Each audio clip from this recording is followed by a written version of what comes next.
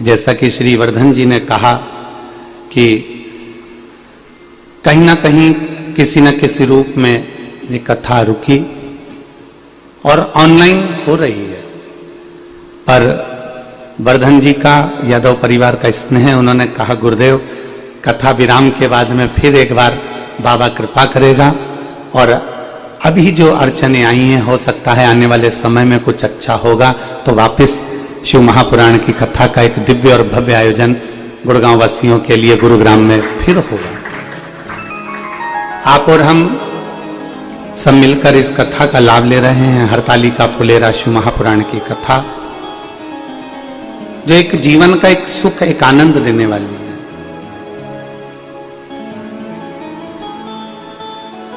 शिव महापुराण की कथा भक्ति और मुक्ति का एक साधन है। हम तो कहते हैं कि जहां शंकर होते हैं, जहां शिव होते हैं, वहां फुलेरा हरतालिका तीज पर बनता है। पर कोई तो पुण्य वर्धन जी आपके इस परिवार ने किया होगा जो पूरी शिव भी आ गए और फुलेरा भी बंधवा गए। तो ये तो उसकी कहीं उदारता है, कहीं उसकी कृपा है, कहीं करुणा है, और उसकी दया बिना कुछ नहीं हो सकता। अपने सोचे से या अपने विचार करने से कुछ होता ही नहीं है। और ऐसा नहीं कि वर्धन जी आपने और आपकी पूरी टीम ने, आपके परिवार ने, या आपका पूरा जो ग्रुप है, मित्र दोस्त और अधिकाधिक पूरी जितने भी अपनी लोग जुड़े हुए हैं, उन्होंने पूर्ण व्यवस्था करी। लगातार पानी को बाहर निकालना, कीचड़ साफ करना, अधिकाधिक व्यवस्थाएं सब सुचारू रूप से चल रही हैं। और अभी भी ऐसा नहीं कि पंडाल में व्यवस्था नहीं हो सकती और कथा नहीं हो सकती, पर कुछ देवादिदेव महादेव की इच्छा और आनंद। तो ये पवित्र पावन शिव महापुराण की कथा आप जो श्रवण कर रहे हैं, ये जीवन का एक आनंद देने वाली भक्ति और मुक्ति का एक साधन है। शिव तत्व को प्राप्त करने का एक साधन है। और तेरी कृपा बिना न हिले एक भी अणु, लेते हैं श्वास तेरी कृपा से तनु तनु। बखान क्या करूं मैं राखों के ढेर का, झपटी मरूप में खजाना कुबेर का। हे गंगाधार मुक्तिवार ओमकार तू, भोले ओमकार तू। आयो शरण तिहार शंभु तार तार तू। बखान क्या करूं मैं राखों के ढेर का, चपटी भगवत में खजाना कुबेर का। ये शिव तत्व, ये भगवान देवादिदेव महादेव का सुंदर प्रसंग, ये शिव महापुराण की कथा जिस रूप में, जिस आनंद के साथ आप और हम श्रवण करते हैं,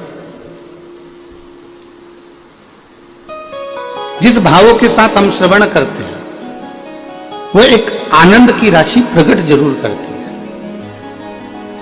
हमारे वर्धन जी भी कह रहे थे, वर्धन यादव जी, की मैं क्षमा चाहता हूं अगर हमारी ओर से कोई त्रुटि हुई हो। तो वर्धन जी, मैं आपको बता दूं कि कथा के पंडाल में जो भक्त कथा श्रवण करने के लिए आते हैं, उसमें से 70% भक्त ऐसे होते हैं जिनकी कथा का नियम होता है। कथा के नियम से मतलब कि 5 पंडाल में बैठकर, 7 पंडाल में बैठकर, 3 पंडाल में बैठकर, 4 पंडाल में बैठकर बाबा की मैं कथा सुनूंगी और मेरे बाबा मेरी कामना पूर्ण करते हैं। जब उनकी कामना पूर्ण हो जाती है तो वो पंडाल में, अलग अलग पंडालों में पहुंचकर 5 पंडाल, 3 पंडाल, 2 पंडाल, 7 पंडाल कथा श्रवण करते हैं। भूमि का शयन करते हैं, अपने घर से भोजन बना के लाते हैं और अपने घर का बना हुआ भोजन लाकर उसको बड़े प्रेम से पाते पाते समिति या जजमान परिवार जो भोजन देता है उसको ग्रहण करते हुए, भगवत भजन करते हुए वो अपनी कथा का रस तत्व ग्रहण करते हैं। रात्रि के समय पर भगवान के विरल भक्ति को अपने अंदर धारण करना, रोज रात्रि के समय पर कीर्तन करना, भजन करना, भगवत नाम लेना, भगवत स्मरण करना, भगवत भजन को धारण करना, ये नित्य करते करते रहते। तो तो कई शुभ भक्त ऐसे हैं जिनकी बाबा बड़े आनंद के साथ उसको श्रवण करता है, और कितना कितना स्नेह, कितना कितना वात्सल्य शिव महातत्व की ओर, भगवान शंकर की ओर जीवों का रहता है। देखने लायक है कि गुड़गांव की उस धरा पर वो पंडाल में भले अभी कथा नहीं चल रही होगी, कथा ऑनलाइन हमारे वर्धन जी के घर से चल रही है, पर आप गुड़गांव वासी अगर वहां आसपास में रहते होंगे तो वो देख रहे होंगे कि कथा वहां नहीं हो रही तो भी लोग ऑटो भरा भरा कर वहां जा रहे हैं और भूमि को नमन कर कर वापिस अपने घर की ओर जा रहे हैं। ये विश्वास है उनका, ये भक्ति है उनकी। जो गुड़गांव वासी यहाँ रह रहे होंगे, जो बिल्डिंग में रह रहे होंगे, वो जरा अपने मोबाइल का कैमरा कैच कर कर उस कथा पंडाल का जरूर फोटो स्मरण करिएगा, जरा देखिएगा कि वहां की भक्ति क्या है, शिव तत्व क्या है। शंकर दिखावा नहीं है, शिव आडंबर नहीं है, शिव अपने भीतर अपने भक्तों को स्थान देते हैं। एक बड़ा सुंदर प्रसंग श्री वेदव्यास जी महाराज अपनी वाणी में लिखते हैं, शिव महापुराण के अंतर्गत वेदव्यास जी लिखते हैं कि कथा को तीर्थ कहा गया, कथा को तीर्थ कहा गया। इसीलिए कथा के क्रम में ये जो पत्र आते हैं, इन पत्रों में एक पत्र देखो आया है, मैं चैनल वालों से दिखाऊंगा, इसको अवश्य दिखा।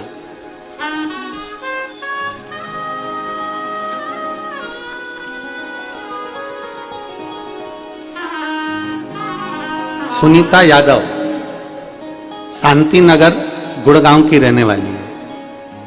उनकी पहली लाइन है कि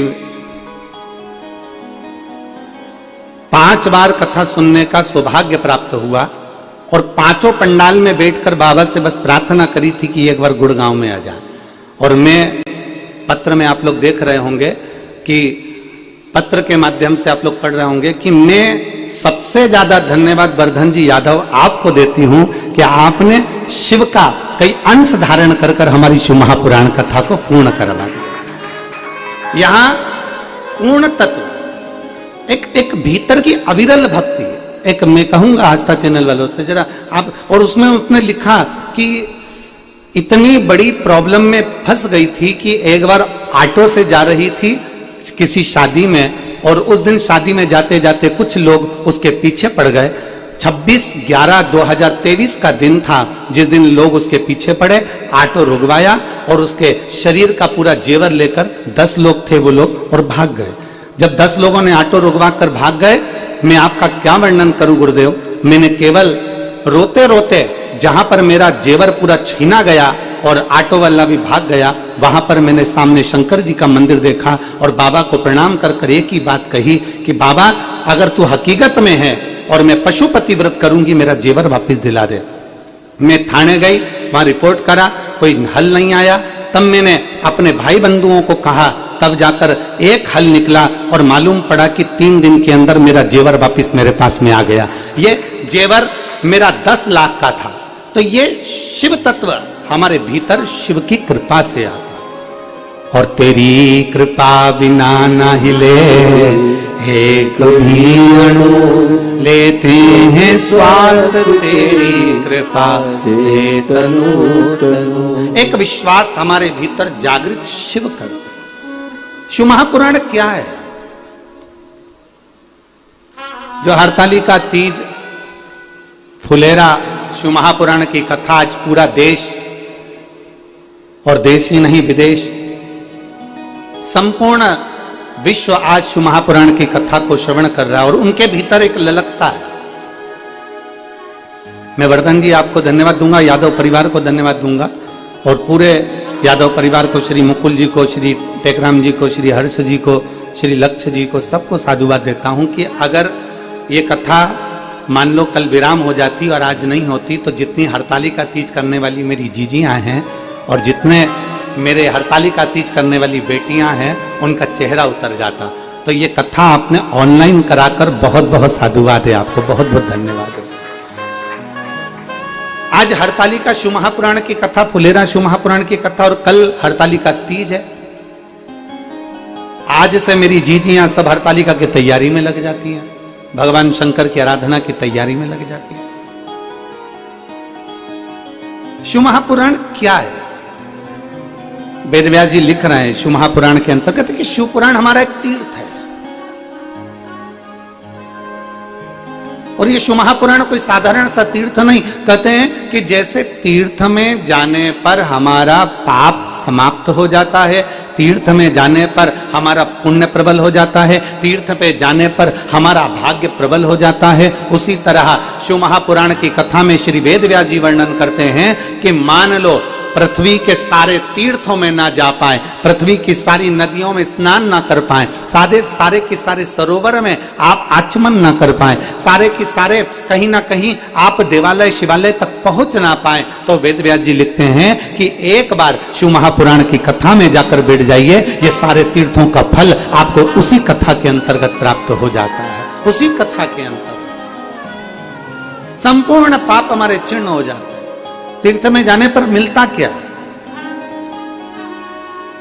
कहते हैं शिव महापुराण की कथा वर्णन करती है, श्रीमद् भागवत कहती है, गर्ग संहिता कहती है, स्कंद पुराण कहती है, हम जितने कदम चलकर तीर्थ की ओर जाते हैं उतना उतना अश्वमेध यज्ञ का फल हमारे भीतर आ जाता है, उतना उतना अश्वमेध यज्ञ का पुण्य हमारे अंतर्गत आ जाता है। उसी तरह जितने कदम चलकर हम शिव महापुराण के पंडाल तक पहुंचते हैं, जितने कदम चलकर हम शिवालय तक पहुंचते हैं, जितने कदम चलकर हम भगवान शंकर की शरणागति तक पहुंचते हैं, उतना उतना पुण्य हमारे पास में प्रबल होता चले जाता है, प्रबल पुण्य हमारे पास में आता चले जाता है और हमारा पाप क्षीण होता चले जाता है।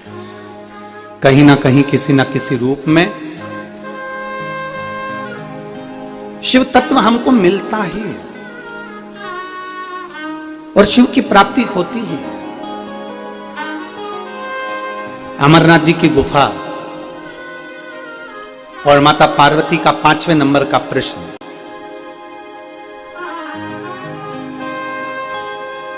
चार प्रश्न तो माता पार्वती जी कर चुकी हैं देवादिदेव महादेव से, पर अमरनाथ जी की गुफा में जब माता पार्वती जी ने 5वां प्रश्न किया और पंचम प्रश्न 5वां प्रश्न माता पार्वती का शिव जी से था, भगवान शंकर से था। 5वां प्रश्न कि हे देवादिदेव महादेव, मेरे मन का एक संशय है। शिव जी ने पूछा वो कौन सा संशय? ऐसा क्या संशय है पार्वती जी तुम्हारे भीतर अभी तक उत्पन्न हो रहा है? मेरे 4 प्रश्नों का उत्तर दे दिया, मैंने 4 प्रश्नों का तुम्हें उत्तर समझा दिया, उसके बाद भी तुम्हारे भीतर कोई संशय रह गया? फिर भी तुम्हारे भीतर कोई संशय? ऐसा कौन सा संशय? पार्वती जी ने कहा प्रभु एक बार का संशय मेरे मन में अभी तक है। जब आप नेत्र बंद कर हजारों वर्ष की तप साधना में डूबे हुए थे, हजारों वर्ष तक की तप साधना में आप बैठे हुए थे, तब ब्रह्मा जी देवऋषि नारद को लेकर मेरे पास में पहुंचे थे और श्रीमन नारायण श्रीमन नारायण श्रीमन नारायण श्रीमन नारायण, नारद जी ब्रह्मा जी के साथ में मेरे पास पहुंचे। आप नेत्र बंद कर आराम से अपनी तप साधना में लीन थे, अपनी शांति के साथ, अपने आनंद के साथ, अपनी भक्ति में डूबे हुए थे। और प्रभु उसी समय पर ब्रह्मा जी ने मेरे पास में आकर एक पत्र मेरे सामने रख दिया। ब्रह्मा जी ने एक पत्र मेरे सम्मुख में रखा और ब्रह्मा जी ने जब पत्र मेरे सामने रखा, उस पत्र को मैंने जब देखा तो उसमें ब्रह्मा जी ने लिखा था कि मैं अब ब्रह्मा का पद छोड़ रहा हूं, मैं ब्रह्मा का पद छोड़ रहा हूं। ब्रह्मा का पद क्यों छोड़ना, किस लिए छोड़ना? देखिए शिव पुराण कहती है व्यक्ति के हृदय की अगर कोई बात नहीं होती है तो वो वहां से हट जाना चाहता है, वो उस पद को छोड़ देना चाहता है। पर शिव महापुराण कहती है कि अगर एक कुएं से पानी निकल नहीं रहा तो दूसरा कुआं मत खोदो, उसी कुएं को और गहरा करिए, उसी कुएं को और गहरा करो, उसी कुएं में और जाइए और गहरा करने का प्रयास करिए। आप जितना गहरा करते जाओगे करते जाओगे करते जाओगे, एक ना एक दिन उस कुएं में जल जरूर प्राप्त होगा। पर दुनिया की रीति है, अगर हमारा काम यहां से नहीं बना तो हम इसको छोड़ देंगे, अगले में चले जाएंगे, अगले में काम नहीं बना फिर तीसरे में चले जाएंगे, तीसरे से काम नहीं बना चौथे में चले जाएंगे। ना, एक कुएं को अच्छे से खोदते रहो खोदते रहो खोदते रहो तो उसमें से पानी जरूर निकल जाता है। मालूम पड़ा थोड़ा इधर खोदा 25-50 फीट, उधर भी पानी नहीं निकला, 50 फीट दूसरी जगह खोद लिया, उधर भी पानी नहीं निकला, तीसरी जगह खोद लिया, वहां भी पानी नहीं निकला। ऐसा ब्रह्म में पढ़ते पढ़ते पढ़ते पढ़ते हमने अपना समय बर्बाद कर दिया। इसलिए शास्त्र कहता है एक साधे सब सधे और सब साधे बिसराए। इसलिए शास्त्र कहती है एक को साध लो। शंकर की आराधना में लगे हो तो इतनी शिव की आराधना कर लेना, इतनी शिव की आराधना कर लेना जैसे कड़प ने करी थी। कड़प कभी शंकर के मंदिर नहीं गया था, कड़प कभी शिव को नहीं जानता था। उसने तो केवल एक पंडित जी को भगवान शिव की पूजन करते हुए जंगल में देख लिया था और उसके पास में जल चढ़ाने के लिए लोटा नहीं था, उसने मुंह में तालाब का पानी भर लिया था। उसके पास भोग लगाने के लिए प्रसाद नहीं था, एक जीव को मारकर उसका मांस उठाकर लेकर गया था। उसके पास में चढ़ाने के लिए कोई पत्ती, कोई फूल, कोई बेलपत्र नहीं थी, उसने वृक्ष की पत्तियों को तोड़कर भगवान शंकर के पास लेकर गया था। केवल उसकी विश्वास, उसकी श्रद्धा, उसकी भक्ति इतनी प्रबल थी कि एक दिन उस कड़प के सामने देवाधिदेव महादेव को आकर दर्शन देना ही पड़ा। भगवान शिव उसके सम्मुख में पहुंच ही गए। समझना पड़ेगा हमको, कभी इधर कभी उधर, कभी उधर कभी उधर, ना ना ना, एक जगह पर अपने चित्त को, एक जगह पर अपने मन को, नहीं हुआ कार्य अपने मन को, चित्त को स्थिर करना है, भगवान शंकर को राजी करना है। और फिर कहेंगे जो पहले कहा आज फिर कहते हैं। कोई लेट बनता है, कोई जल्दी बनता है, पर शिव को जल चढ़ाने वाला एक दिन सेठ जरूर बनता है। हर हर महादेव। शिव तत्व है ही ऐसा। आप उस अविरल भक्ति को धारण करिए, आप उस अविरल भक्ति को अपने भीतर उतारिए। देखा देखी में नहीं, शिव तत्व को अपने दिल से। देखा देखी में तो काम बिगड़ जाता है, देखा देखी में काम बिगड़ जाता है। एक 4 मित्र थे, एक अमेरिका का, एक अफ्रीका का, एक चीन का और एक इंडिया, भारत। चारों मित्र जब भी ऑफिस में मिलते थे तो बड़े दुखी होते थे कि अपनी पत्नियां एक जैसा भोजन बना के दे देती हैं।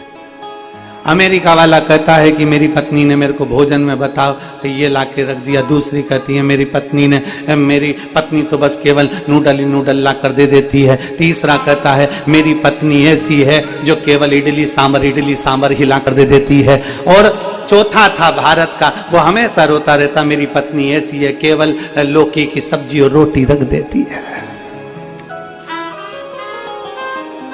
अब चारों अपना अपना दुखड़ा रो रहे, रोज प्रतिदिन ऑफिस में मिलते, रोज अपना दुखड़ा रोते। अब बड़े परेशान। अब उन्होंने आपस में विचार करा कि तुम्हारी टिफिन में क्या आता है कि मेरी पत्नी तो बस केवल इडली सांभर रखती है, दूसरी नूडल रखती है, तीसरी कहीं बस ऐसा फालतू का भोजन कुछ भी रख देती है, और चौथी तो कहे मेरी पत्नी तो केवल लौकी की सब्जी और रोटी रख देती है। अब चारों ने विचार करा, अपन तो बहुत परेशान हो गए, अगर कल अपनी पत्नी ने अगर ऐसा भोजन रखा तो अपन तो बिल्डिंग पे से कूद जाएंगे, चाहे कुछ भी हो जाए। चारों ने विचार कर लिया, भारत वाले ने भी, अमेरिका वाले ने भी, चीन वाले ने भी, अफ्रीका वाले ने। सुबेरे बड़े प्रसन्न थे दो चारों की चारों। आज तो अपना टिफिन अपनी पत्नी ने बदल के रखा होगा, और हो सकता है अपनी पत्नी इतनी अखंड सौभाग्य वाली है, इतना व्रत पूजन करती है, तो जरूर ये पक्का है कि आज अपने को बिल्डिंग पे से कूदना नहीं पड़ेगा। पर जैसे ही उनने टिफिन खोला और खोलते से ही देखा तो वही की वही आइटम थे, वही की। अब जब देखा कि ये तो वही की वही है, अब चारों ने विचार करा चलो बिल्डिंग पे से कूद जाओ। चारों मिलके बिल्डिंग पे से नीचे कूद गए। कूदते से इनको हॉस्पिटल ले गए, किसी का पांव, किसी का हाथ, किसी की मुंडी, जो टूटना था टूट गया। पत्नियों को मालूम पड़ा, जो मोबाइल पे खबर गई, चारों की चारों पत्नी दौड़ती दौड़ती हॉस्पिटल पहुंच गई। और जो हॉस्पिटल में पहुंची, अमेरिका वाले को देखा तो उसका पांव टूटा था। स्वामी तुम्हारी क्या हालत हो गई? मेरे प्रिय, माय डियर, ये क्या हो गया? अब ये क्या हो गया? और पत्नी तुरंत रोती हुई बोली और कह दिया, आज के बाद, पति ने कहा तेरे कारण हुआ, टिफिन एक जैसा, क्या आज के बाद कसम खाती हूं तुमको एक जैसा कभी टिफिन नहीं दूंगी। अफ्रीका वाली ने कहा कि मैं भी कसम खाती हूं आज के बाद तुमको एक जैसा टिफिन नहीं दूंगी। अमेरिका वाली कहती है मैं कसम खाती हूं आज के बाद एक जैसा टिफिन नहीं बनाऊंगी। पर भारत की जो महिला थी वो सिर पे पल्लू लेके और घूरती रही, पति को घूरती।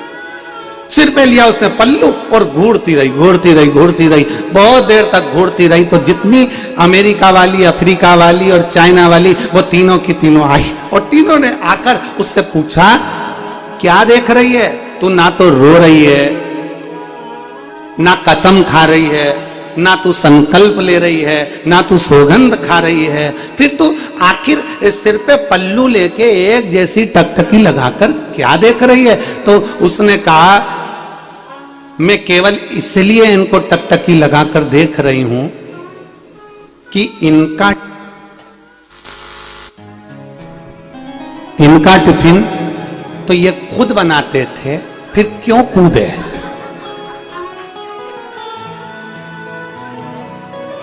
इनका टिफिन तो ये खुद बनाते थे, फिर आखिर ऊपर से कूदे क्यों? तो पत्नी ने पति से पूछा कि तुम क्यों कूदे? तुम्हारा टिफिन तो तुम बनाते थे। पति बोला, ये कूदे तो मैं कूदा। देखा देखी में काम बिगड़ गया। शिव पुराण कहती है, भगवान शंकर की कथा कहती है, शिव तत्व कहता है, देखा देखी नहीं। भगवत भजन में कोई कह दे कि नहीं तुम्हें इस पद से हट जाना है, तुम्हें ऐसा कर लेना है, तुम उधर चले जाओ, ना ना ना ना ना, अपनी चित्त अपनी वृत्ति एक कुएं को खोदे जाओ खोदे जाओ खोदे जाओ, उसमें पानी जरूर निकलेगा। देखा देखी नहीं करना, देखा देखी में काम नहीं चलेगा। आज एक माता जी ने एक मैसेज करा है मोबाइल में, अब कल ऐसा होगा तो हम मोबाइल भी यहाँ, अब घर में ही तो कथा है तो कोई मैसेज कर देगा ना तो हम उसको लेके बैठ जाएंगे, तुम्हारे को मैसेज में मोबाइल में दिखाएंगे। एक जी ने पंडाल में बैठकर मैसेज करा है, वर्धन जी, हम उस बेटी का हम आपको यहीं से कल फोटो भी दिखाएंगे। वो लिख रही है अपने मैसेज में, सीहोर भेजा मैसेज, फिर सीहोर से यहाँ आया आशीष जी के, तो उन्होंने उस मैसेज में लिखा कि हम अपने आप में आश्चर्य में हैं कि गुड़गांव में कथा हो रही है, हम अपने आप में आश्चर्य में। तो एक विश्वास अपने भीतर जब जागृत होता है, एक भरोसा हम शंकर के प्रति जागृत कर लेते हैं, तो शिव तत्व हमको मिलता जरूर है। हमें शंकर भगवान का शिव तत्व अवश्य प्राप्त होता है। महाराज शिव महापुराण की कथा कर रही है कि अपने भीतर का विश्वास प्रबल करिए, एक कुएं को खोदे जाओ खोदे जाओ खोदे जाओ, आज नहीं तो कल, कल नहीं तो परसों, पर पानी उसमें मिलेगा जरूर। भटकना नहीं है, हमें भटकना नहीं, भटकने से मुक्त होना है। कभी सोच लिया कि ऐसा कर लें, कभी सोच लिया वैसा कर लें, ना, सारी समस्या का हल एक लोटा जल, सारी समस्या का हल एक लोटा जल। बोल बम का नारा है और बाबा एक सहारा है। शिव तत्व की प्राप्ति हमारा केंद्र बिंदु, शिव तत्व। तो शिव महापुराण में वेदव्यास जी लिखते हैं कि भगवान शंकर की अविरल भक्त माता पार्वती जी का 5वां प्रश्न है, और 5वें प्रश्न में माता पार्वती जी करेंगे कि ब्रह्मा जी भगवान नारद जी को लेकर हमारे पास में पहुंचे और उन्होंने एक पत्र हमारे सामने रख दिया। उस पत्र में ब्रह्मा जी ने ब्रह्मत्व से, ब्रह्मा जी के पद से उसका इस्तीफा दे दिया। तो हमने वो ब्रह्मत्व पद छोड़ने नहीं दिया, हमने पूछा, ब्रह्मा जी आप क्यों ब्रह्मा जी का पद छोड़ रहे हो, क्या हो गया ऐसा जो ब्रह्मा जी का पद छोड़ना पड़ रहा है आपको? ब्रह्मा जी बोले, देखो हम भले ब्रह्मा हैं, हम विधाता हैं, हम लिख भी देते हैं, हम सब कुछ लिख देते हैं, भाग्य भी लिख देते हैं, सारा किस्मत भी बना देते हैं और लिख देते हैं, पर हमें ब्रह्मा का पद इसलिए छोड़ना है कि हमारे लिखने का कोई फायदा ही नहीं है। हम लिखते हैं कि इस व्यक्ति की मृत्यु ऐसे होगी और उसके घर के लोग एक लोटा पानी चढ़ा जाते हैं और मृत्यु टल जाती है। जब हमारी नहीं चले तो क्या मतलब का फिर ब्रह्मत्व, फिर वो क्या मतलब का है हमारा? अब शिव महापुराण की कथा कर रही है, भगवान शंकर का संवाद कर रहा है, शिव तत्व कर रहा है कि शंभु शरणे पड़ी मांगू घड़ी रे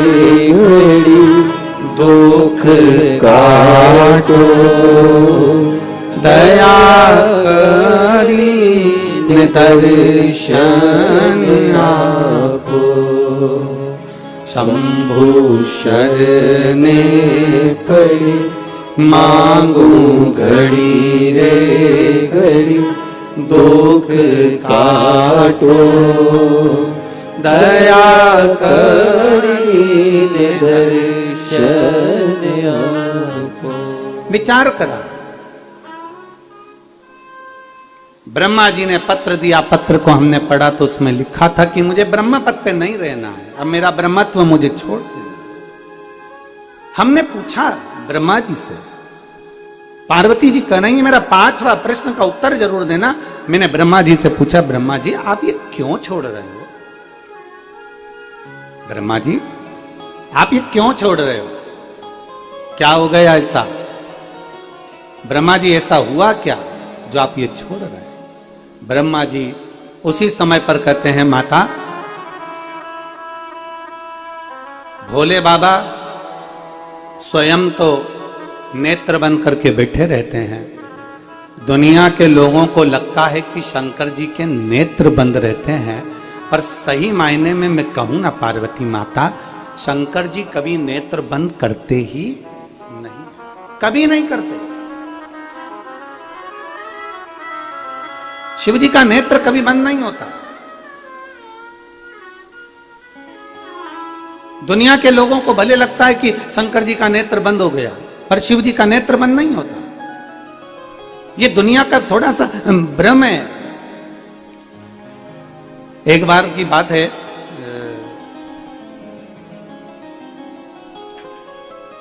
एक बार बहुत पुराना समय की बात है, हम कथा कर रहे थे तो इंदौर के पास में कथा थी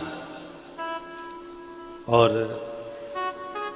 वहां पर कथा चल रही थी और कथा में बहुत सारे लोग बैठे हुए थे। अब बैठे बैठे वहां पर जितने लोग बैठे हुए थे, बैठे बैठे लोग उसमें से हमने जितने लोग बैठे थे हमने उनसे कहा कि देखो तीर्थ का स्थल, और हमने कहा तुम लोग मन लगाकर कथा का रसपान करते हो, इतनी कथा श्रवण करते हो, बैठे बैठे थक जाते होगे, तुम्हारी निंद्रा पूरी भी नहीं होती होगी और तुम्हें लौट कर फिर वापस कथा के सत्संग में, पहले जो कथा होती थी, अब तो कथा होती है तो 3 घंटे की, 2.5 घंटे की, 2 घंटे की होती है। पहले जो कथा होती थी वो कथा सुबह के समय 9 बजे से 12 बजे तक होती थी और दोपहर में 3 बजे से 6 बजे तक होती थी। 2 समय पर कथा चलती। तो हमने हमारे जजमान से कहा, जजमान का बेटा भी कथा में बैठा था, जैसे आज आपके सब बेटे उन बैठे हुए हैं यहाँ कथा में, ऐसे वो भी बैठा था। तो हमने उनसे कहा कि ये बताओ कि तुम्हारी नींद भी पूरी नहीं होती होगी और तुम कथा में आ जाते होगे। तो उसमें से जजमान के 4 बेटे थे, उसमें से एक बोल दिया और तुरंत बोला, नहीं महाराज ऐसी कोई बात नहीं है। तो हमको लगा मतलब ये सोता भी होगा, तुम्हारी नींद पूरी नहीं होती। नहीं महाराज ऐसी बात नहीं है, हमारी तो हम नींद पूरी कर ही लेते हैं। हमने कहा कैसे कर लेते हो? कहे महाराज जी सीधी सीधी बात है, इतने दिनों से आपकी कथा सुन रहे हैं और लगभग 35 से 40 कथा हमने सुन ली। अब तुम्हारी कथा सुनने की ऐसी आदत हो गई तो हमने हमारा सोने का तरीका बदल लिया। हमने कहा कैसे? तुम कथा वाचते रहते हो, आंख खोल के सो जाते हैं। हमने कहा ऐसा भी होता है?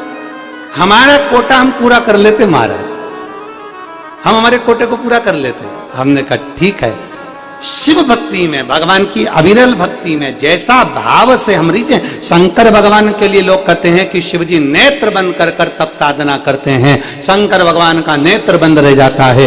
भगवान के मंदिर में जाते हैं तो शिव जी तो नेत्र बंद करके बैठे रहते हैं। और शिव महापुराण की कथा कहती है शंकर भगवान का नेत्र भले तुम्हें बंद दिखेगा, पर शंकर भगवान को जल चढ़ाने के लिए जो रोज मंदिर में जाता है, मेरे शंकर उसको अपने भीतर के नेत्र से देख ही लेते हैं। शिव अपने भीतर के नेत्र से देखते हैं।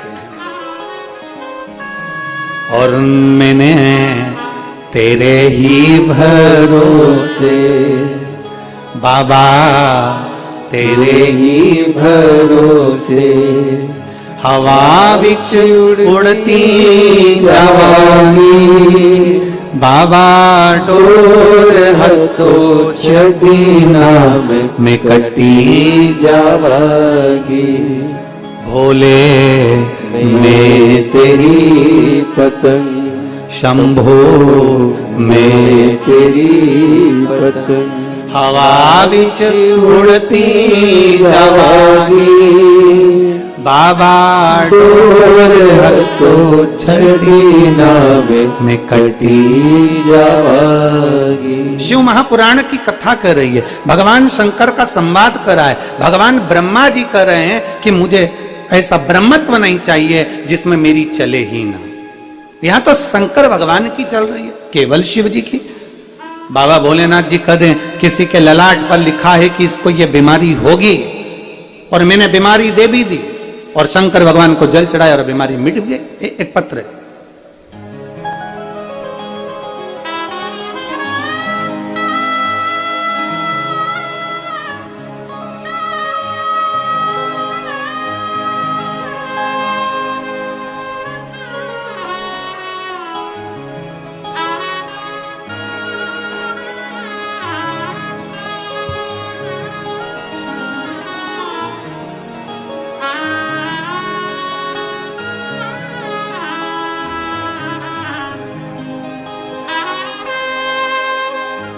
आस्था चैनल पर आप लोग पत्र को पढ़ भी सकते हैं।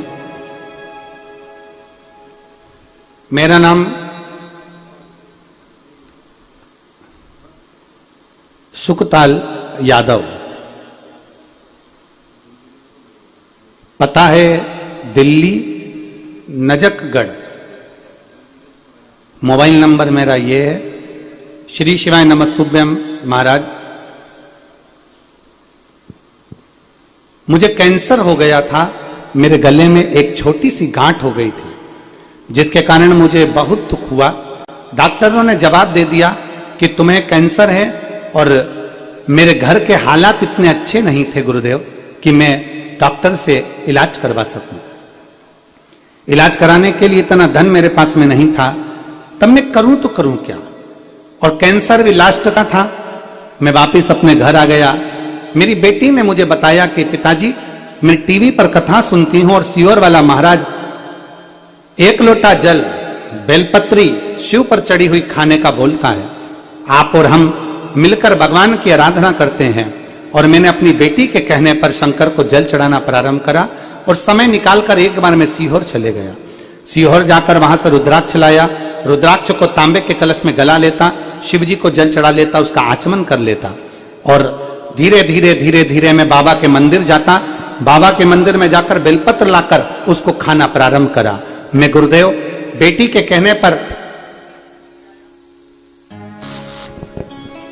कहने पर रुद्राक्ष भी ले आया, और उस रुद्राक्ष को लाकर मैंने जल पीना प्रारंभ भी कर दिया।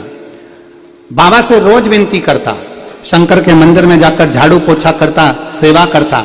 मेरे बाबा की ऐसी कृपा हुई गुरुदेव, मैं दूसरी बार डॉक्टर को जब गांठ दिखाने के लिए गया तो डॉक्टर ने कहा तुम्हारी गांठ पूरी तरह से गल चुकी है, अब तुम्हें कैंसर का इन्फेक्शन नहीं है। मैं बाबा को यहाँ धन्यवाद देने के लिए आया हूं। एक शिव तत्व है। मेरा नाम सुखताल यादव, मैं दिल्ली नजकगढ़, मोबाइल नंबर मेरा ये है, मैं दिल्ली नजकगढ़ से आया हूं। शिव तत्व की प्राप्ति अर्थात भगवान शिव के प्रति एक हमारा विश्वास, भगवान शंकर के प्रति एक हमारा भरोसा। इसमें सियोर वाले महाराज का कुछ नहीं है, और दुनिया का कोई महाराज आपका दुख नहीं काट सकता। दुख आपका अपना स्वयं को काटना, स्वयं। इसलिए बार बार कहते हैं मत बुरे कर्म कर बंदे वरना पछताएगा। भगवान की आंखों से तू बच नहीं पाएगा, तू बच नहीं पाएगा।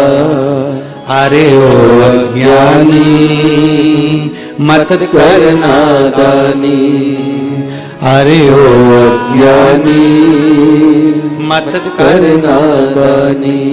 तेरे कर्म का फल भी तू ही पाएगा, जैसा किया तूने तेरे आगे आएगा। मत बुरे कर्म कर बंदे, वरना पछताएगा। भगवान की आंखों से तू बच नहीं पाएगा, तू बच नहीं पाएगा। अरे ओ अज्ञानी मत करना नादानी, अरे ओ अज्ञानी मत करना नादानी।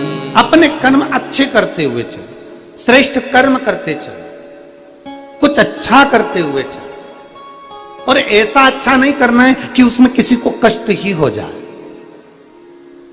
एक बच्चे ने अपने स्कूल में आकर अपने टीचर से कहा, अपने टीचर से कहा, सर सर सर ने कहा, बोलिए बेटा क्या बात है? सर आपने कल कहा था किसी का भला करो। हाँ बेटा हमने कहा था। सर आपने कल कहा था किसी का भला करो, मैंने एक जनी का भला कर दिया। किसका भला कर दिया? सर हमारे 4 घर छोड़कर एक आंटी रहती हैं, वो बाजार से सब्जी खरीद रही थी और मैंने उनके पीछे कुत्ता छोड़ दिया। सर ने कहा, ये कोई भला है जो तूने कुत्ता छोड़ दिया आंटी के पीछे? सर आंटी इतनी तेज भागी तुरंत अपने घर में चली गई, इतनी तेज भागी तुरंत अपने घर में। तो ये कौन सा भला हो गया बेटा? सर मैंने आंटी के पीछे कुत्ता छोड़ा तो उनका टाइम कितना बचा दिया, वो एकदम भग के घर चली गई।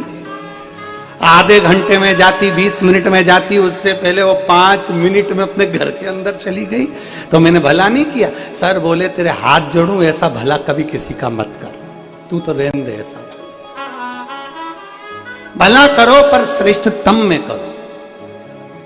ऐसा भला ना करिए कि मालूम पड़े कि किसी को कष्ट ही उत्पन्न हो जाए। महाराज अच्छा करिए, श्रेष्ठ कर्म करिए। ब्रह्मदेव तुम ये इस्तीफा क्यों दे रहे हो? ब्रह्मा जी तुम ये कागज मुझे क्यों दे रहे हो? नहीं नहीं मुझे ब्रह्मत्व नहीं चाहिए, मेरी चलती ही नहीं है। भगवान शंकर तो नेत्र बंद करके बैठे रहते हैं। माता पार्वती जी बोली, ये दुनिया के लोगों को लगता है कि शिव जी नेत्र बंद करके बैठे रहते हैं। दुनिया के लोगों को लगता है मैंने एक पशुपति व्रत करा, मेरे भोले बाबा ने नहीं सुना। मैंने सोमवार का व्रत किया, मेरे भोले बाबा ने नहीं सुना। मैंने जल चढ़ाया, मेरे भोले बाबा ने नहीं सुना। पर शिव महापुराण की कथा कहती है कहीं फाइल मोटी होगी, इसीलिए उसको दबाने में थोड़ा समय लग रहा है, पर आज नहीं तो कल होगा। मेरे महाकाल का चढ़ाया हुआ जल काम जरूर करेगा, ये निश्चित था। थोड़ा समय लग सकता, थोड़ा समय लग सकता। बोल बम का नारा है, बाबा एक सहारा, थोड़ा समय लग सकता।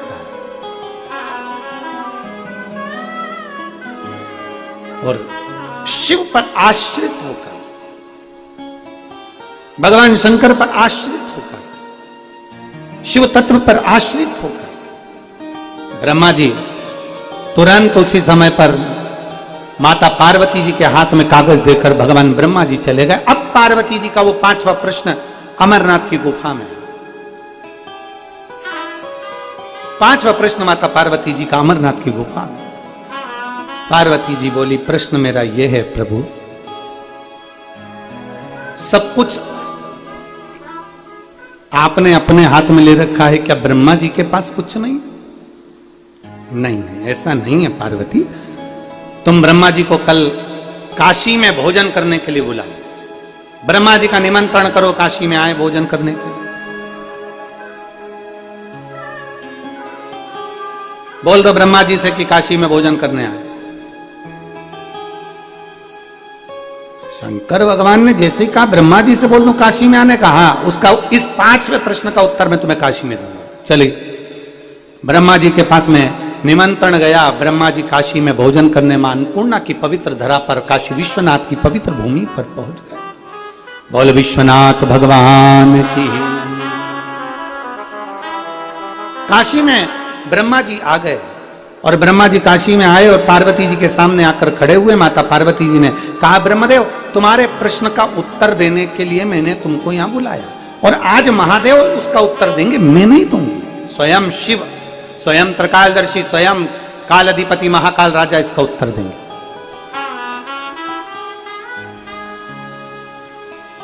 ब्रह्मा जी हाथ जोड़कर खड़े हैं।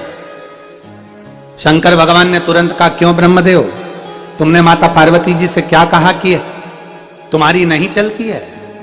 अगर हमारी ही चलती है, तुम्हारी नहीं चलती, तुम्हारी नहीं चलती तो काशी में इतने मुर्दे कहां से जलते? काशी में अपने गुड़गांव में गाड़ियां ओवरटेक करती है, काशी में मुर्दे ओवरटेक करते हैं। वहां मुर्दे जलाने की होड़ लगी रहती है, लोग मुर्दे को लेकर तुरंत तुरंत जल्दी जल्दी पहुंचने का प्रयास करते हैं मणिकर्णिका। अभी मुक्त नगरी है काशी, मोक्ष नगरी है काशी। ब्रह्मदेव तुम कह रहे हो कि काशी में अर्थात पूरी सृष्टि में हमारा चलता, ना ना ब्रह्मदेव, अगर तुम्हारी नहीं चलती तो काशी में इतने मुर्दे कैसे आते? ये इतनी मृत्यु कैसे हो रही है? ये इतने लोग मर कैसे रहे? ब्रह्मा जी आपने जिसकी जितनी उम्र लिखी है ये वही तो जा रहे हैं। इतने में ब्रह्मा जी बोले, जा जरूर रहे हैं, पर ये सब कई ऐसे हैं कि जिनने बहुत पाप किया, तो इनको काशी में बुलाने की जरूरत क्या थी? भगवान माता पार्वती जी ने पूछा, काशी में बुलाने से क्या तकलीफ है? इतने में ब्रह्मा जी ने कहा पार्वती जी से, मां अगर मरा हुआ व्यक्ति का शरीर काशी में अगर आ भी जाता है तो मां उसको कोई नरक नहीं भोगना पड़ता, वो सीधे परम धाम को चले जाता है। मां शंकर भगवान के काशी में आया जीव कैसे तड़प सकता है, कैसे भटक सकता है? मृत्यु मैंने दी है पर बचा भोलेनाथ ने लिया। इतने में शंकर भगवान मुस्कुराकर कहते हैं, ब्रह्मा जी मैं आपको बताना चाहता हूं, मृत्यु का 3 क्रम है। एक मृत्यु आती है स्वाभाविक, 85 के हो गए, 90 के हो गए, 100 के हो गए, शरीर ने धीरे धीरे धीरे धीरे काम करना बंद करा, प्राण छूट गया, स्वाभाविक मृत्यु है। एक मृत्यु होती है आकस्मिक, अचानक एकदम कोई एक्सीडेंट हो गया, कोई हार्ट फेल हो गया, कोई कुछ हो गया, कोई कुछ हो गया, अचानक प्राण छूट गया, इसको आकस्मिक कहते हैं। एक स्वाभाविक मृत्यु होती है, अपने आप आती है, अपने आप जीव चले जाता है। एक आकस्मिक मृत्यु होती है, लोग कहते हैं आकस्मिक चले गया। आकस्मिक मृत्यु जिसमें अचानक मृत्यु सम्मुख आ जाती है, कोई एक्सीडेंट से, कोई हार्ट से, कोई प्रॉब्लम से वो जीव चला गया। और तीसरे नंबर पर होती है अकाल मृत्यु। एक स्वाभाविक हो गई, एक आकस्मिक हो गई, तीसरे नंबर की अकाल हो गई। अकाल मृत्यु वो होती है जिसमें व्यक्ति ने कोई ऐसा कर्म करा होता है, पाप कर्म करा होता है, जिसके कारण उसको भोगना पड़ता है।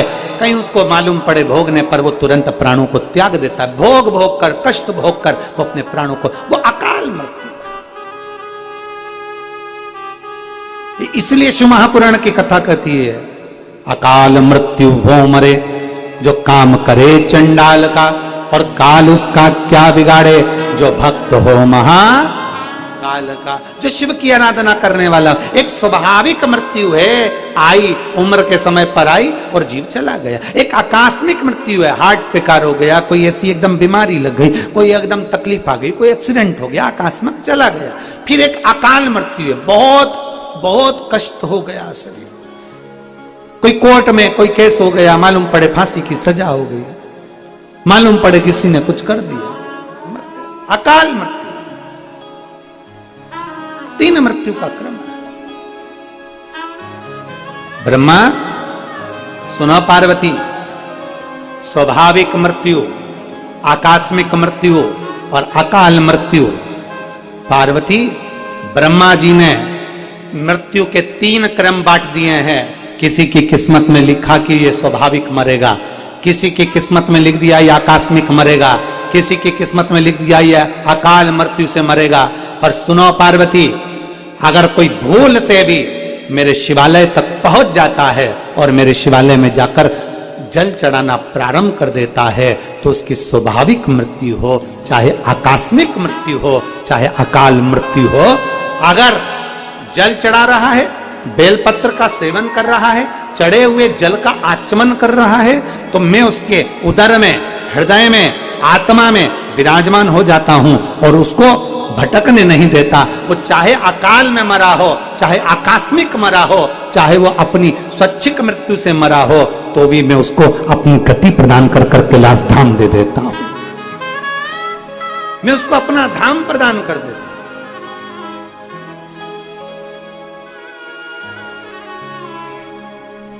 और देख लिया संसार हमने, देख लिया सब मतलब के यार हमने देख लिया।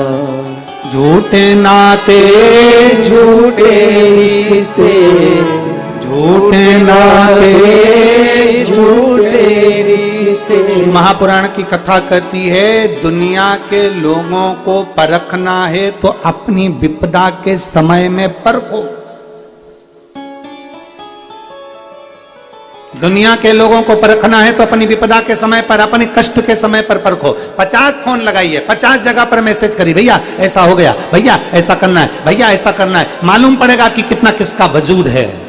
और आखिरी में सबको परखने के बाद फिर शिव की शरण में जाए, फिर महादेव की शरण। जब कोई नहीं आएगा तब मेरा देव अधिदेव महादेव नंदी को लेकर तेरे पास आएगा, तब शिव आएगा।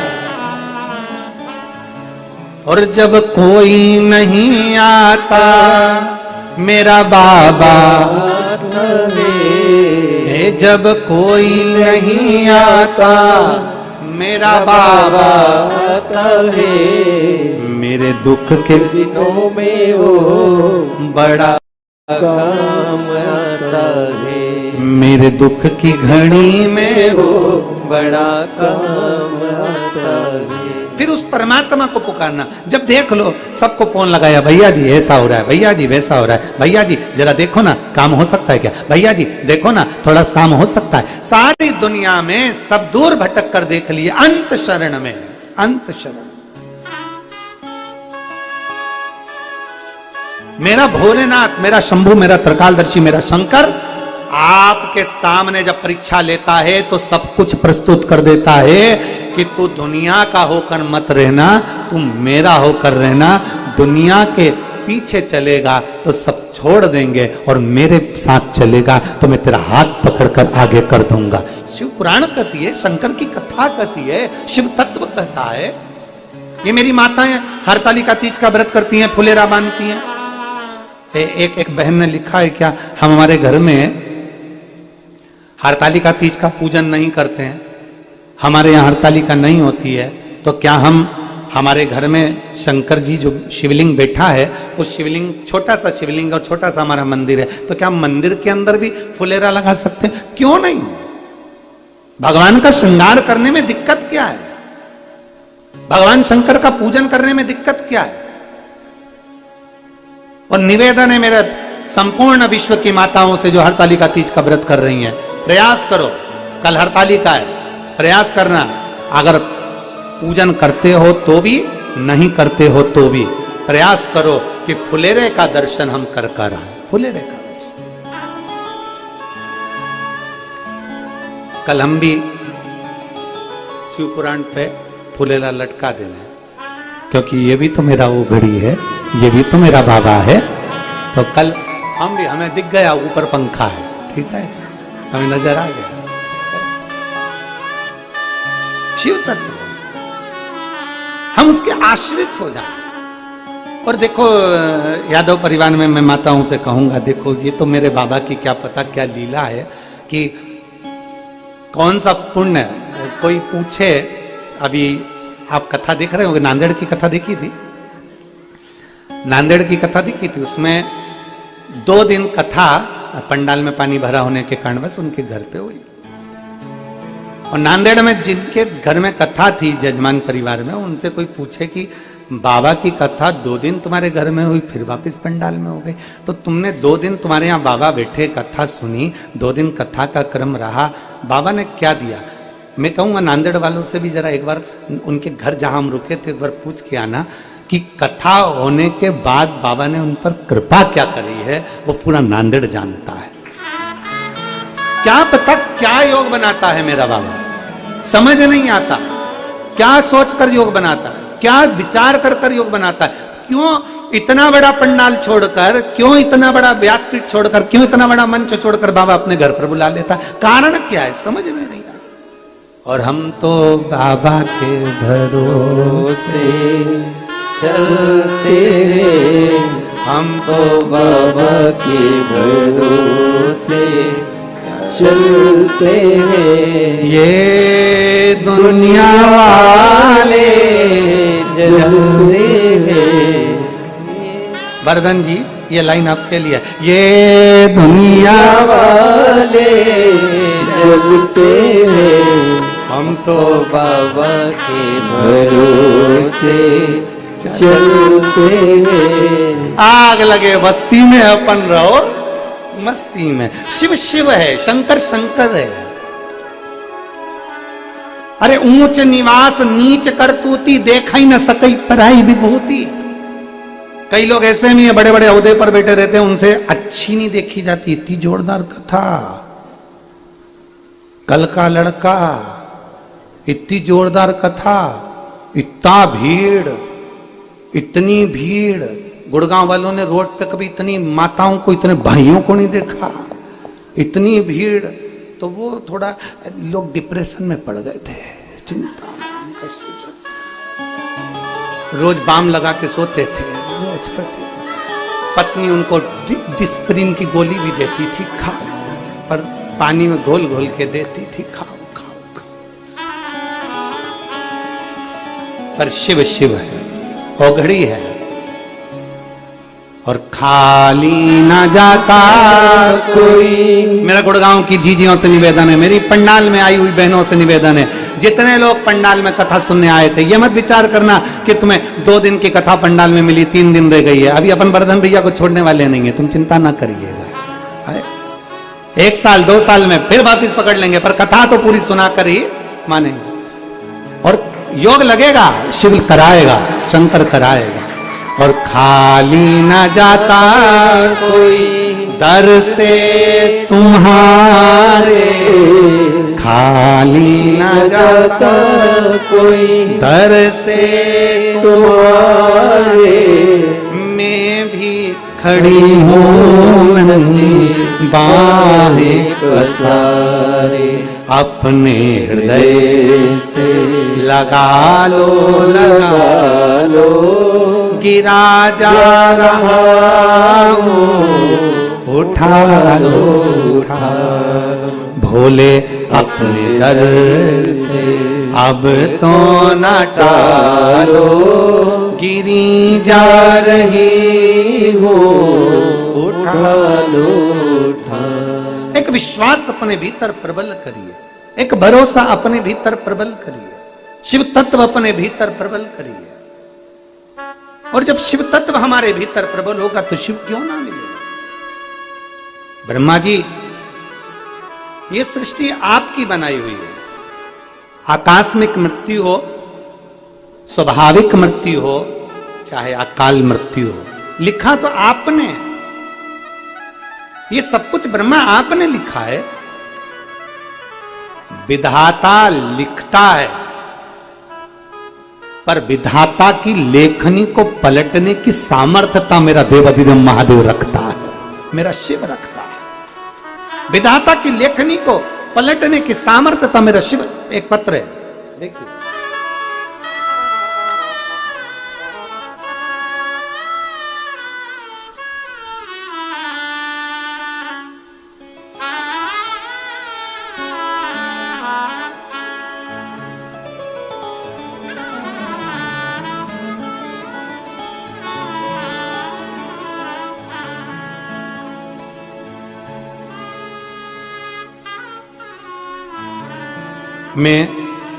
मेरा नाम उषा है। मैं फिरोजाबाद से आई हूं। मेरा नंबर ये है। गुड़गांव की इस पवित्र धरा पर मैं कथा सुनने के लिए आई हूं। गुरुजी, एक लोटे जल का मैं क्या वर्णन करूं। मेरे बड़े जमाई के बेटे को, मेरे नाती को आंतों के अंदर जन्म पर घाव हो गया। डॉक्टरों ने घाव देखकर ऑपरेशन का बोल दिया और ऑपरेशन का बोला। अब हम करें तो करें क्या। फिर हम फिरोजाबाद से उसको दिल्ली लेकर आए और दिल्ली के बड़े बड़े हॉस्पिटल में हमने उसको दिखाया, पर फायदा नहीं हुआ। उसकी आंतों में घाव था, जो घाव भरा नहीं रहा था। बड़ी तकलीफ में समय चल रहा था। ऑपरेशन के लिए डॉक्टर जिद कर रहे थे कि ऑपरेशन कराना जरूरी है। एक दिन मेरी बेटी ने टीवी पर आपकी कथा सुनी। उसने आपके एक लोटे जल और कुंदकेश्वर महादेव के नाम से बेलपत्री चढ़ाकर उसका जल देना प्रारंभ करा। मेरी बेटी रोज मंदिर जाती और वहां से जल लाकर खाने में मिलाकर देती। क्योंकि वो इन बातों को बेटा नहीं मान रहा था, तो बेटी जल को भोजन में मिलाकर दे देती। गुरुदेव, मैं बाबा का क्या गुणगान करूं। सालों से ये बीमारी उसको चल रही थी। 15 साल हो गए थे उसको लगातार ये बीमारी से जूझते हुए, पर वो ठीक नहीं हो पा रही थी। और 15 साल के बाद बाबा ने ऐसी कृपा करी कि अब उसको एक दवाई खाने की भी जरूरत नहीं है। मेरा बेटा पूर्ण तरह से ठीक हो चुका है। मैं बाबा को धन्यवाद देने के लिए यहां पहुंची हूं। ये शिव तत्व है, ये शंभु, ये ओघड़ी, ये शंकर, जिसकी रिपोर्ट में पीछे लगा रही हूं। सारी सारी रिपोर्टें भी उसने लगाई।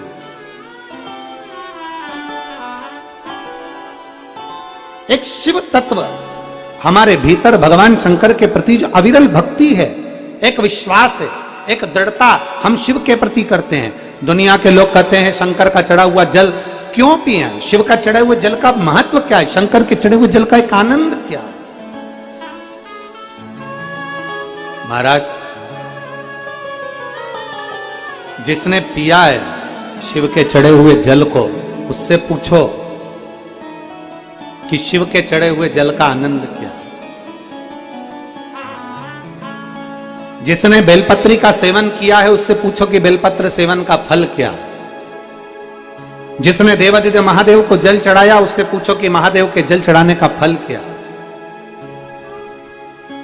और जितनी मेरे भारत भूमि की माताएं बैठी हुई हैं, जो आस्था चैनल पर कथा सुन रही हैं, टीवी और मोबाइल पर कथा सुन रही हैं, फेसबुक यूट्यूब पर कथा सुन रही हैं, उनसे निवेदन है, जो पिछले वर्ष फुलेरे का दर्शन करी है हरतालिका तीज पर, उनसे पूछो कि फुलेरे के दर्शन का फल क्या है, क्या देता है फुलेरे का दर्शन।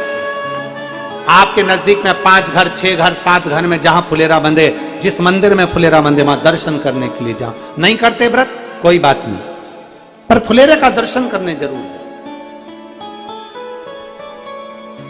और एक फुलेरे का दर्शन हम तुम्हें कल यहीं करा देंगे बाबा के धाम में, शिव तत्व। फुलेरे का दर्शन अवश्य, भगवान शंकर की अविरल भक्ति को। और फिर निवेदन है, तुम्हारा व्रत हो ना हो, 5 वृक्ष की पत्ती तोड़कर बन सके तो बेलपत्र शंकर जी को चढ़ा दो। बेलपत्र नहीं है, हरतालिका तीज के दिन तुम व्रत करो ना करो, 5 वृक्ष की पत्तियां लेकर अपने मन का भाव कहकर भगवान शंकर को अपने मन से, बाबा से प्रार्थना कर कर 5 वृक्ष की पत्ती शिव को समर्पित कर दो, शिव को समर्पित। और फिर निवेदन करूंगा फुलेरा का आनंद करने वाली माताओं से, मान लो 30 साल 25 साल शादी को हो गए हो और अगर संतान का सुख नहीं हो, तो मेरा निवेदन है, फुलेरे में जो सबसे नीचे के जो फूल लगते हैं, सबसे आखिरी के जो फूल लगते हैं, उसमें पीला कनेर या लाल कनेर का फूल उसमें अवश्य लगवा दीजिए।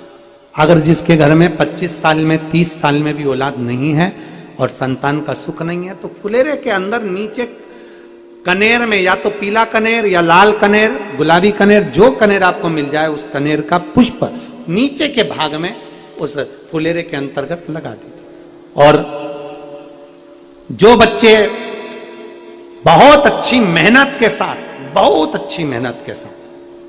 आगे बढ़ना चाहते हैं, वो देवाधिदेव महादेव के सुंदर फुलेरे का जब दर्शन करने जाएं तो किसी भी फुलेरे के दर्शन करते समय 5 वृक्ष की पत्तियां अपने भाव से बाबा को समर्पित अवश्य करें। शिव तत्व को हरतालिका तीज साधारण तीज नहीं है। स्वयं भगवान शंकर की जितनी जितनी पूर्व में आप अंदाजा लगाएंगे, मां सती, मां उमा, मां कात्यायनी, मां कुष्मांडा, मां स्कंदा, जितनी माता के जितने स्वरूप, मां बगलामुखी, मां ध्रुमावती, मां कमला, जितनी जितनी माता के स्वरूप हैं, जितने जितने स्वरूपों में भगवान देवाधिदेव महादेव उनके साथ में विराजमान है, ऐसा कोई स्वरूप नहीं माता का जिन माता ने भगवान शंकर के फुलेरे का दर्शन ना कराओ और हरतालिका तीज ना करिए, हरतालिका तीज का स्मरण ना करिए। और जब फुलेरे का दर्शन करने मेरी माताएं जाए, जब हरतालिका तीज का पूजन करें, जब मंदिर में या किसी के घर पर फुलेरे का दर्शन करने जाए, उस समय पर भगवान से प्रार्थना जरूर करें। फुलेरे का दर्शन करते करते, अपने मन की कामना करते करते, एक बार दोनों हाथ उठाकर जमकर जब फुलेरे का दर्शन करो, किसी के यहां पर भी फुलेरे का दर्शन करने जाओ, जमकर बोल कर आओ, श्री शिवाय नमस्तुभ्यम। भगवान शंकर का नाम स्मरण कर कर आओ, उच्चारण कर कर आओ। भजन हो रहे हो तो भजन का आनंद करिए। श्री शिवाय नमस्तुभ्यम, भगवान शंकर के मूल स्मरण करिए, करो दर्शन, खूब भाव से पूजन करो, खूब भाव से।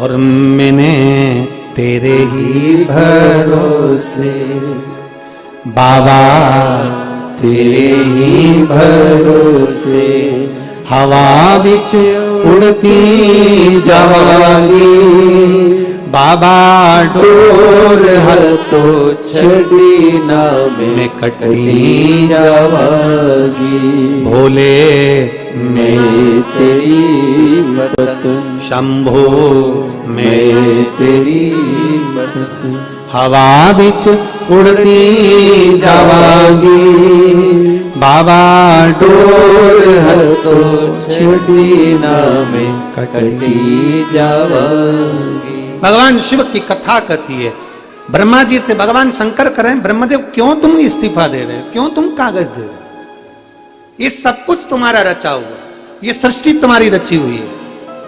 बस ब्रह्मा, भूल से अगर कोई मेरे शिवालय में आ जाता है, भूलवश मेरे शंकर के शिवालय में आकर अगर कोई जल समर्पित कर देता है, भूलवश मेरे नाम का उच्चारण कर लेता है, भूलवश मेरा दर्शन या शिव महापुराण की कथा श्रवण कर लेता है, उसको फिर चाहे वो स्वाभाविक मृत्यु हो, आकस्मिक मृत्यु हो, चाहे अकाल मृत्यु हो, वो जीव मेरा हो जाता है। मैं उसको भटकने नहीं देता, मैं उसको भटकने नहीं देता। दो चीजें हैं, नायक और नालायक, दो बातें हैं। जितने लोग श्रवण कर रहे हैं, एक होता है नायक। नायक जब भी टीवी पर देखोगे, नायक हमेशा दुश्मनों से लड़ता, नायक हमेशा दुश्मनों से लड़ता मिलेगा आपको, और नालायक अपने लोगों से लड़ता मिलेगा 24 घंटे। जब देखो जब लड़ना झगड़ना, कोई ने कुछ कह दिया फिर लड़ने बैठ गए, फिर कह दिया फिर लड़ने बैठ गए, फिर कुछ कह दिया फिर लड़ने बैठ गए। एक होता है नायक, नायक हमेशा दुश्मनों से लड़ता है। जब टीवी खोलोगे क्या नायक है, क्या जोरदार, दुश्मनों से लड़ता मिलेगा। और नालायक जब देखो, जब चाय फीकी बना दी, चाय में शक्कर नहीं डाली, आज तूने फिर लौकी की सब्जी बना दी, आज तूने फिर ऐसा कर दिया, वो लड़ता ही 24 घंटा लड़ता। बड़ी परेशान, बड़ी परेशान।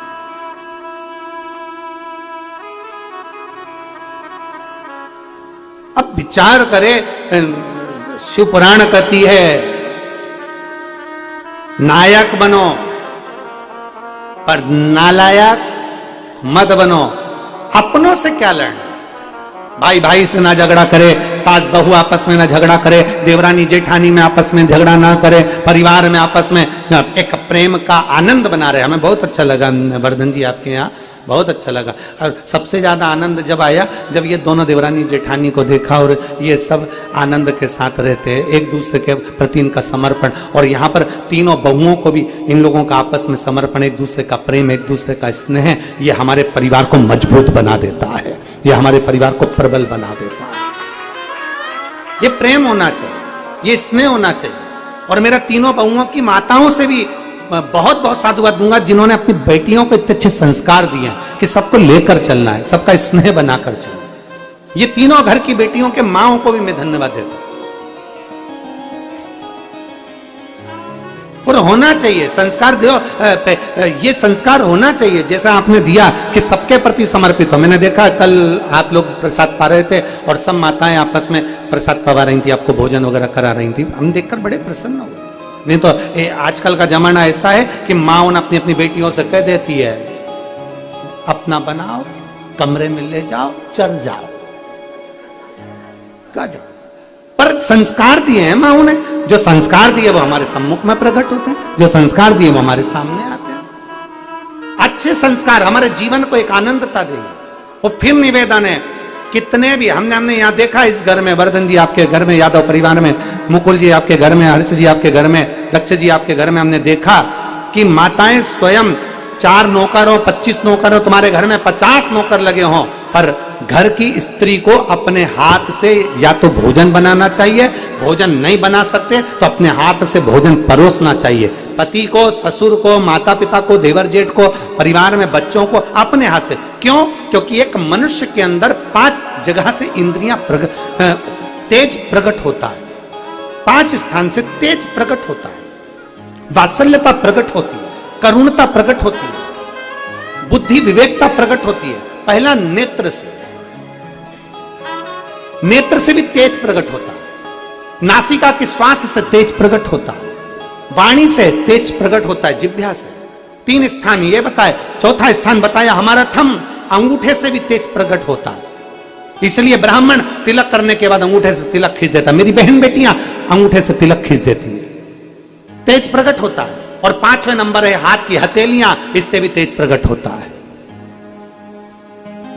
ये मनुष्य के शरीर में 5 स्थान ऐसे दिए हैं जिसमें तेज है। इसलिए जब भी आप आधार कार्ड वगैरह बनवाते हो या तो जो भी कुछ बनवाते हो, गवर्नमेंट का अधिक चीजें बनवाते हो, प्रमाण पत्र, उसमें ये सब चीज काम आती है। तुम्हारी आंखों में ऐसा दूरबीन लगा के, और वो आंखों में कह देता आंख अच्छे से फाड़ो, अच्छी तेज करो, तो वो आंखें तेज करना पड़ती है जब उसका फोटो खिंचा दो।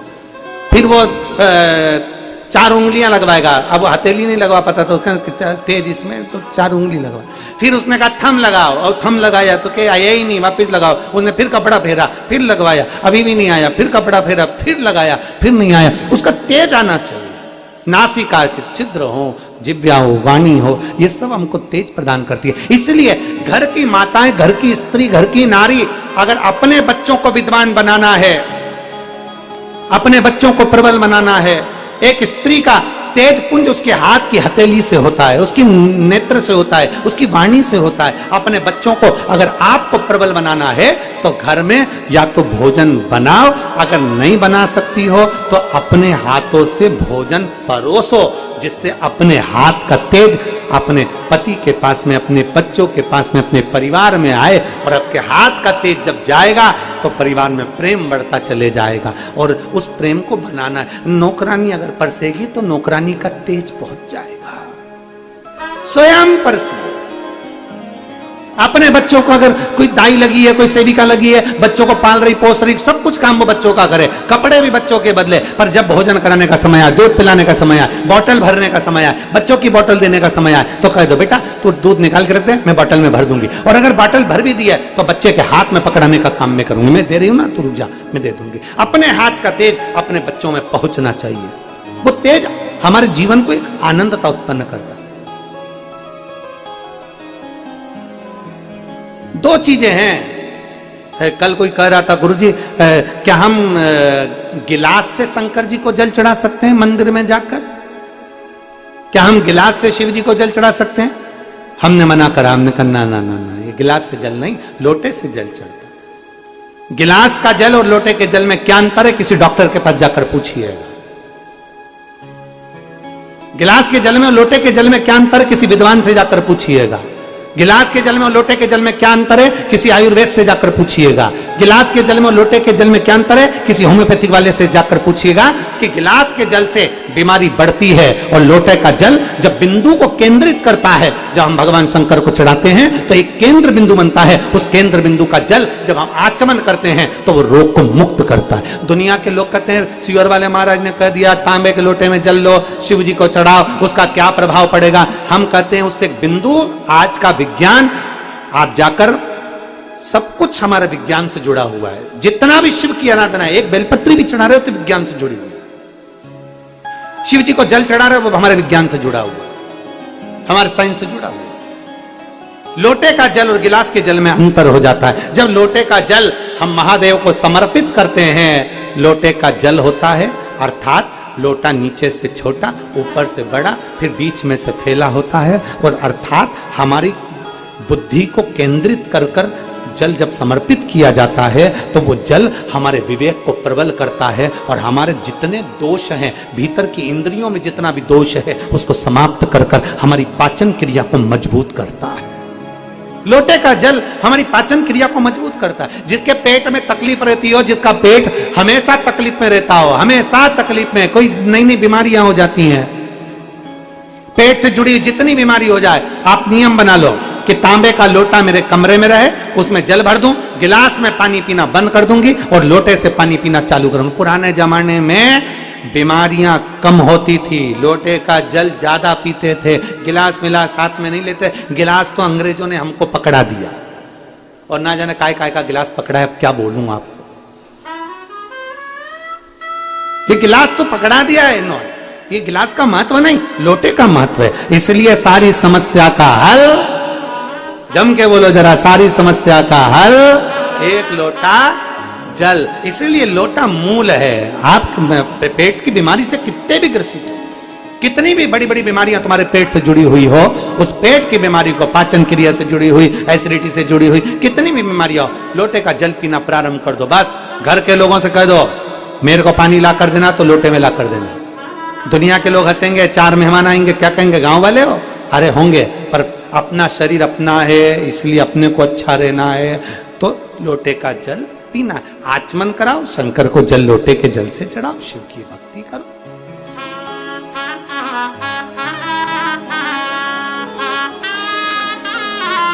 शिव की आराधना।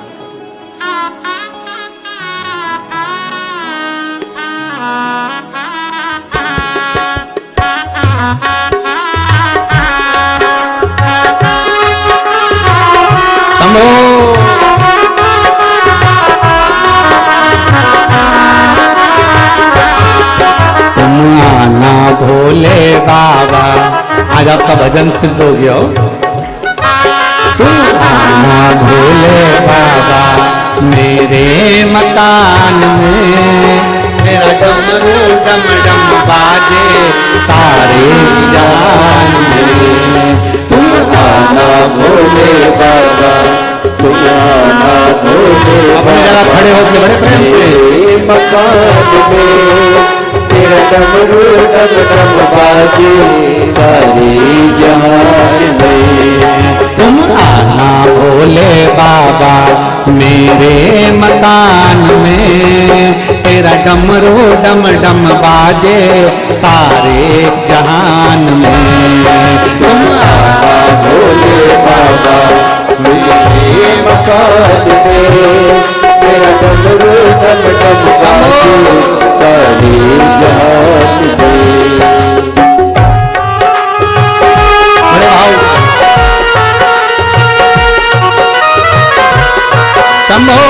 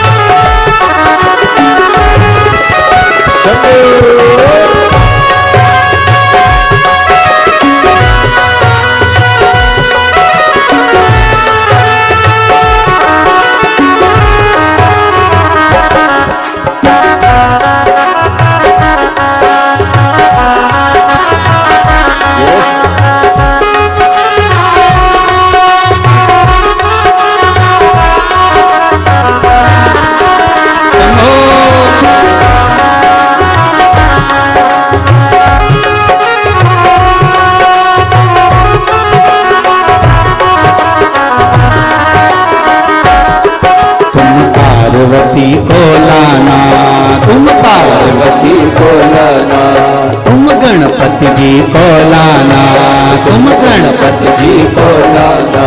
मेरे मकान में तेरा डमरू डम डम बाजे सारे जहान में। तुम आना भोले बाबा मेरे मकान में, तेरा डमरू डम डम बाजे सारी जात में। तुम आना भोले बाबा मेरे मकान में, तेरा डमरू डम डम बाजे सारे जहान में। तुम आना भोले बाबा मेरे मकान में, तेरा डमरू डम डम बाजे सारी जान में। शंभो।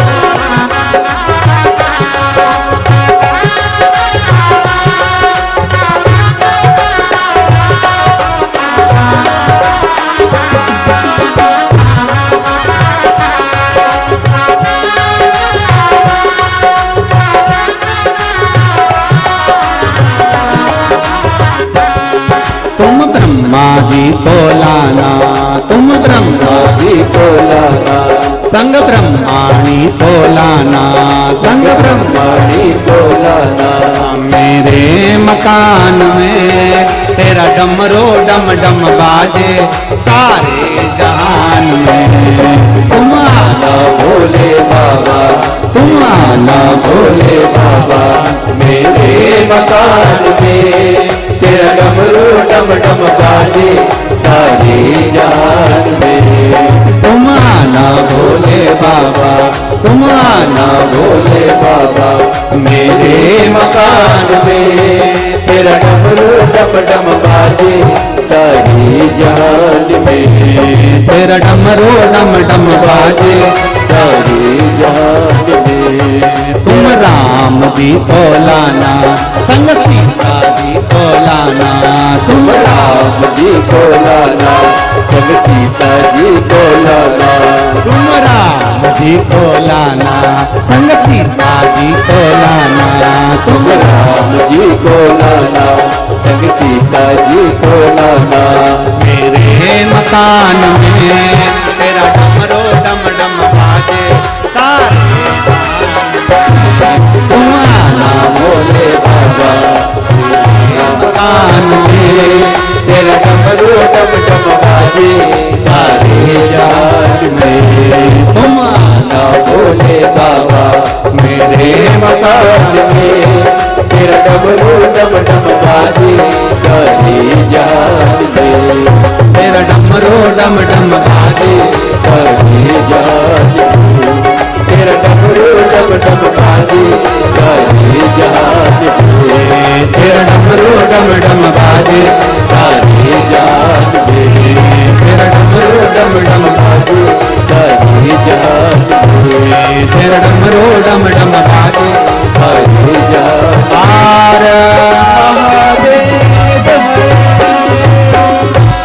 अपने स्थान पर बैठकर भगवान शिव से अपने मन की बात बड़े भाव के साथ हृदय से शिव जी से कहेंगे। जिसको जहां जगह मिल जाए वहां बैठ जाओ और बड़े प्रेम से आनंद के साथ भगवान शंकर का अपने मन का भाव, जितने आस्था चैनल के माध्यम से सुन रहे हैं, जितने फेसबुक यूट्यूब के माध्यम से सुन रहे हैं, जितने भाव से बाबा से कह सकते हो। कल हड़तालिका है, बड़े प्रेम से कहिए, दिल से बाबा से प्रार्थना करिए, बड़े प्रेम से आनंद के साथ बाबा से भी नहीं करेंगे, सब अपने मन की बात बाबा से करेंगे।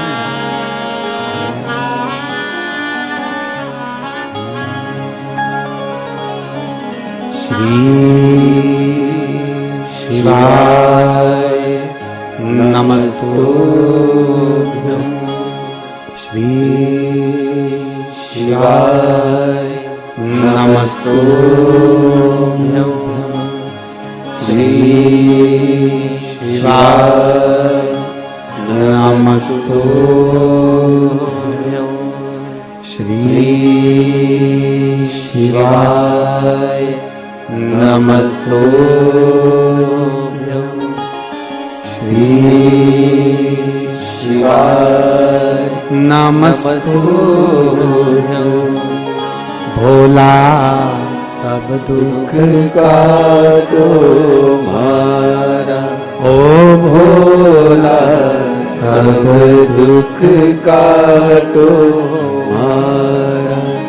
शिव शंकर जपूं तेरी माला, भोले बाबा जपूं तेरी माला। भोला सब दुख काटो हमारा, ओ भोला सब दुख काटो हमारा। वेश है मंगल मंगलकारी, वेश है मंगल मंगलकारी। शमशान वासी हमारा, शमशान वासी हमारा। ओ भोला सब दुख काटो हमारा, ओ भोला सब दुख काटो हमारा। भगवान देवादिदेव महादेव का चरित्र कह रहा है, भगवान शिव वहां पुराण कर रही है। हृदय से भाव से बाबा से करी गई प्रार्थना कभी खाली नहीं जाती है। भगवान ब्रह्मा जी की बात माता पार्वती ने 5 प्रश्न अमरनाथ की गुफा में जो कहे गए उसमें 5वें नंबर के प्रश्न में अपने मन की बात कह दी है, हृदय से कह दिया गया।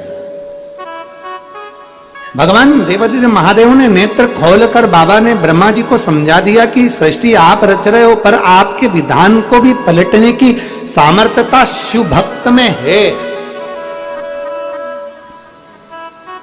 भगवान शंकर के भक्त में वो सामर्थ्यता होती है कि वो लेखनी को पलट सकता है। एक हमारे यहां उज्जैन में एक सुंदर कीर्तन चलता है, काल क्या करेगा महा काल के आगे। जिसने स्वयं काल चक्र बनाया है, जिसने स्वयं रचना करी है, समय घड़ी पल सब उसी ने बनाया। ये जो आप समय देखते हो, शुभ समय, बेकार समय, अच्छा समय, लाभ है, अमृत है, काल है, ये सारे समय जो देखते हो, काल घड़ी, अन्य घड़ी, समय देखते हो, समय चक्र देखते हो, सब शंकर का बनाया। शिव महापुराण कथा कहती सब शिव का रचा हुआ। जब उसने रचना ही ऐसी करी है, समय चक्र बना दिया, काल चक्र बना दिया, काल अधिपति है वो, सारी रचना उसने करी है, तो सब रचना करने वाला। और हम कहते, पहले भी हमने कथा में कहा, घड़ी खराब हो तो कपड़े की दुकान पे नहीं सुधरेगी। घड़ी खराब हो तो वो कपड़े की दुकान पर सुधरने वाली नहीं है। कपड़े की दुकान पर, किराने की दुकान पर, जूता चप्पल की दुकान पर घड़ी नहीं सुधरेगी। घड़ी को घड़ी की दुकान पर लेकर जाना पड़ेगा। समय अच्छा नहीं चल रहा हो तो जिसने समय बनाया है उसके पास जाओ।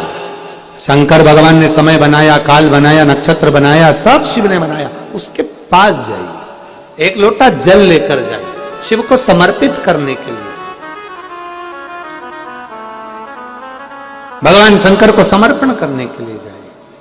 और मैंने तेरे ही भरोसे बाबा, तेरे ही भरोसे हवा बिच उड़ती जागी, बाबा डोर हथों छड़ी नावे में कटी जागी। भोले में तेरी पतंग, शंभू में तेरी पतंग। तो शिव महापुराण की कथा करी, अपने तेज को, अपने एक सुंदर तेज भाव को आप माताएं अपने भाव से अपने पुत्र को प्रदान कर सकते।